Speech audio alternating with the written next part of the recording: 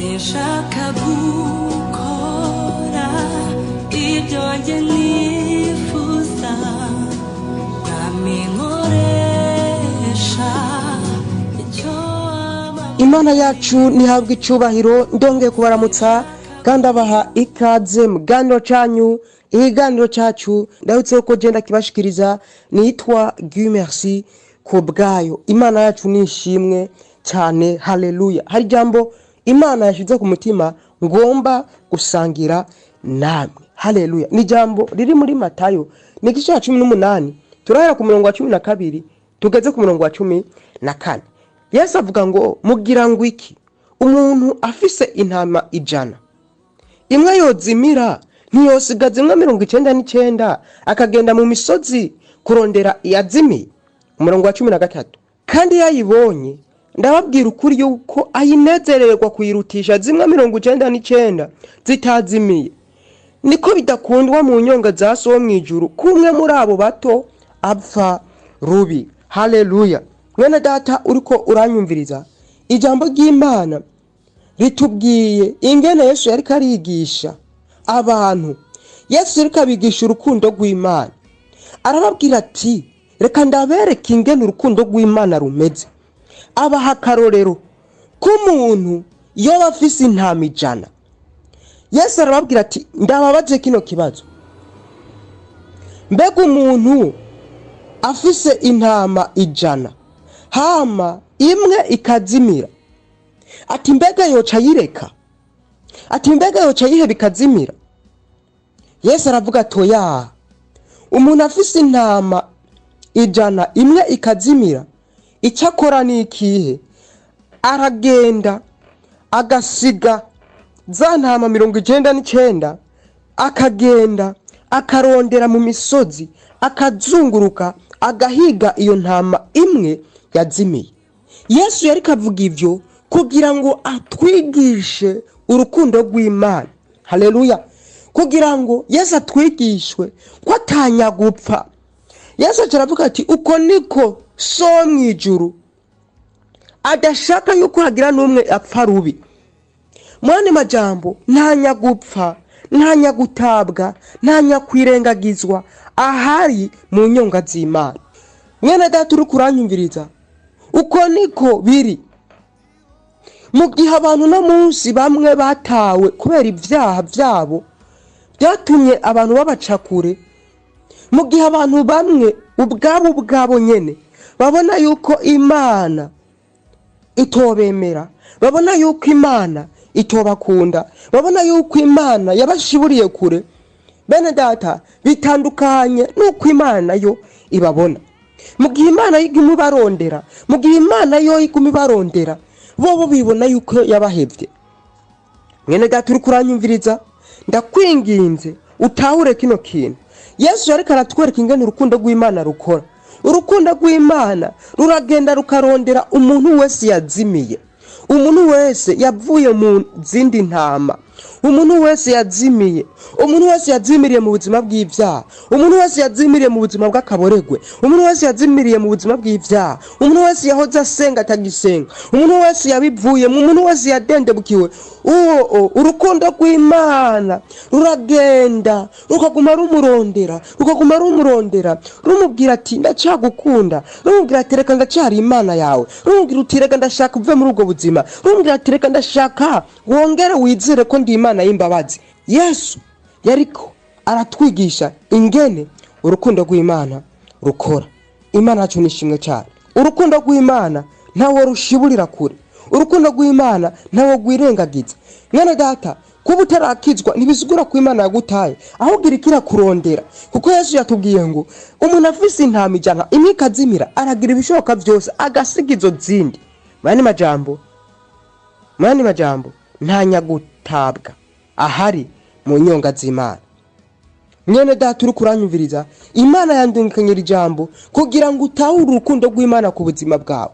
Naho uri muri ubwo buzima bw'ubusambanyi, naho uri muri ubwo buzima bw'ibyaha, Imana yarungitsira ijambo kugira ngo wakire urukundo rwayo, kubw'urukundo Imana yakunze abari mw'isi watumye itanga umwana wayo w'ikinege kugira ngo uwo mwizera wose ntapfe rubi ariko azahabwe ubugingo budashira. Imana ntishaka yuko uzopfa rubi. Niyo gituma ijambo ry'Imana ryavuze ngo Imana ntishaka yuko hagira n'umwe muri abo bato n'umwe azopfa rubi. Wakire Kristo Yesu mwene data, wakire Kristo Yesu. Imbabazi zirahari, imbabazi zirahari, imbabazi zirahari. Ndabisubiyemo, imbabazi zirahari. Ayo majwi aguma kugira yuko Imana itoshobora kukubabarira. Mwene data irashoboye kukubabarira. Ndazi umuntu yitwa Rahabu. Ijambo ry'Imana tugira ngo yari umumaraya ariko yarahawe imbabazi, yarahawe imbabazi. Mu gihe wamenga niwe yarakwiye gupfa ariko nagira ndababwire yaratiriye imbabazi z'Imana kubera yizeye Kristo Yesu, kubera yizeye Imana.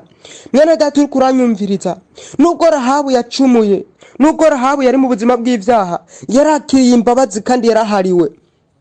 Mwene data haracariho ivyizigiro. Mwene data birakunda yuko uharigwa. Mwene data nivyo uraharura ivyaha wakoze ukabona ubuzima bwawe, ukabona ubuzima bwawe atansiguro bufise, ukabona wiyase. Nagira ndakubwira ngo naho uri kuriyanka Imana yo iragukunda. Reka kwicira urubanza kuko Imana yoyo nta rubanza iriko iragucira. Wakira imbabazi z'Imana mwene data, wakira imbabazi z'Imana. Haleluya. Paulo canke Paulo atarakizwa, bene data ijambo ry'Imana tugira ngo yari umwicanyi, yari yarisha abantu benshi. Ariko igihe kimwe umuco uramurasira, umuco ni Kristo Yesu. Igihe kimwe umuco uramurasira, umuco umaze kumurasira aratahura ko yari mu buzima bw'ivyaha, aratahura yuko ivyo yari karakora atari vyiza.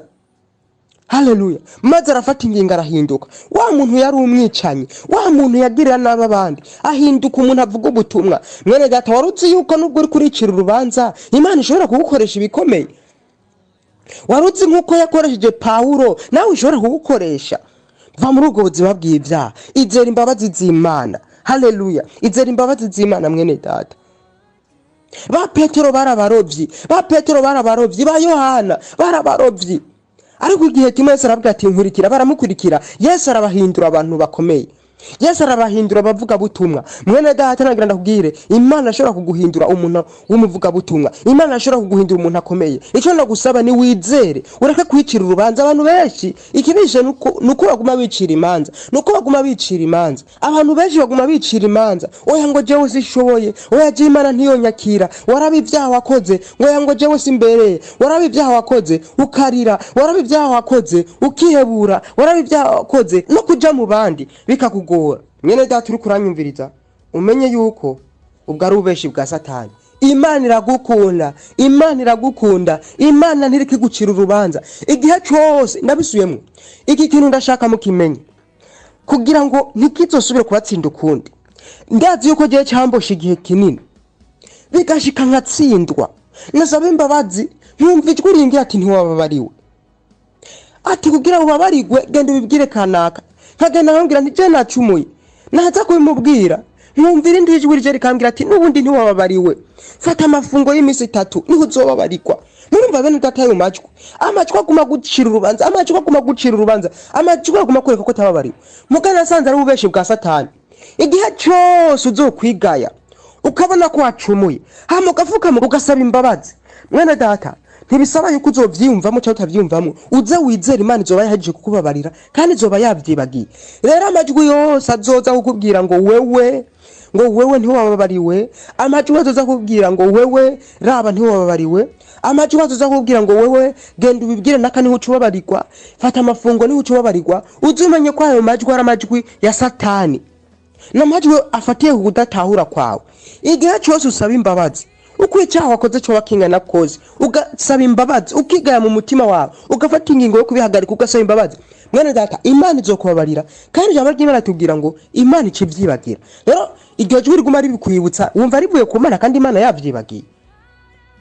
Satani ntakongera gusubira kukutsinda, Satani ntakongera gusubira kukwereka yuko utababariwe, warababariwe. Satani rero n'abantu aguma yibutsa ivyo bakoze batarakizwa, ngo yo utarakizwa urazi ko wakoroyinda, utarakizwa urazi ko wabeshe, utarakizwa urazi ko wakize ibintu biriya. Satani akaguma bigarukana. Ayo majwi muyatsinde mu izina rya Kristo Yesu, kandi ayo majwi ndafashe mpiri mu izina rya Kristo Yesu. Kwereki ayo majwi ntapfa ku Mana, Imana yaravyibagiye. ayo majwi nayo agomba kugusamaza. Haguruka ubandanye mwene data, ivyabaye vyararangiye, ivyabaye vyaragiye muri pubere, ivyabaye vyaratawe mu mwanda, ntibigomba kugaruka mu buzima bwawe. Haleluya, haleluya, haleluya. Imana yacu nishimwe cyane. Mwene data uri kuranyumviriza, wowe nyene uri kuranyumviriza, iri jambo ntukirengagize, ririko ribwira wewe. Wowe nyene uri kuranyumviriza, iri jambo ni iryawe. Izera Imana irashoboye kukubabarira, izera Imana irashoboye kukugirira imbabazi, izera Imana irashoboye kugukura muri ubwo buzima, izera Imana iratanga imbabazi. Haleluya. Uguma wiganyira, uguma uvuga ngo naracumuye, kandi warasabye imbabazi ukaguma ugwana n'amajwi. Ayo majwi yabwira uti wa majwi we, ndatawe yuko Imana yambabariye, nta mpamvu yo kuguma ndakumviriza, nta mpamvu yo kuguma nihebuye, ndahagurutse ndabandanya. Nawe uri kuranyumviriza, uri mu buzima ubona yuko Imana idashobora kukubabarira, uri mu buzima ubona yuko mu by'ukuri naho wogira gute Imana itokubabarira, umenye yuko uko ari ukutamenya. Imana irafise ikigongwe cyinshi, Imana ifise urukundo rwinshi kuri wewe. Yesu aratwereka ingene Imana ihiga umuntu wese yazimiye, umuntu wese yavuye mu ruhongore. Mwene data uri kuranyumviriza, mwene data uri kuranyumviriza, mwene data uri kuranyumviriza, mwene data uriko uranyumviriza, ndakwinginze. Mwene data uri kuranyumviriza, ndakwinginze, ndakwinginze, ndakwinginze. Mwene data uri kuranyumviriza, ndakwinginze, akira Kristo Yesu. Fata ingingo kano kanya uvuga uti Mwami Yesu ndakwizeye, Mwami Yesu ndakwizeye, ndizeye ko wapfuye kubw'ivyaha vyanje, urazuka kugira ngo ndonke ubugingo. Ndavyizeye Mwami Yesu, ndakwakiriye umbere umwami n'umukiza. Mwene data, niyo wamwizera uraronka agakiza. Ivya kera vyawe, ivyo wahoramwo vyose birarangira, uraba icaremwe gishasha. Imana yacu nihabwe icyubahiro. Cyangwa ushobora kuturondera kuri zino nimero, hari umukozi w'Imana ashobora kugufasha. Imana yacu nishimwe cyane. Hari umukozi w'Imana mwene data ashobora kugufasha. Ariko ndakwinginze, fata ingingo uve muri ubwo buzima bw'ivyaha, fata ingingo wakire Kristo Yesu. Turondera kuri zino nimero, hari umukozi w'Imana ashobora kugufasha. Cyangwa wowe ubwawe nyene ugahamagara Kristo Yesu ukamwakira. Haleluya. Turondera kuri zino nimero 62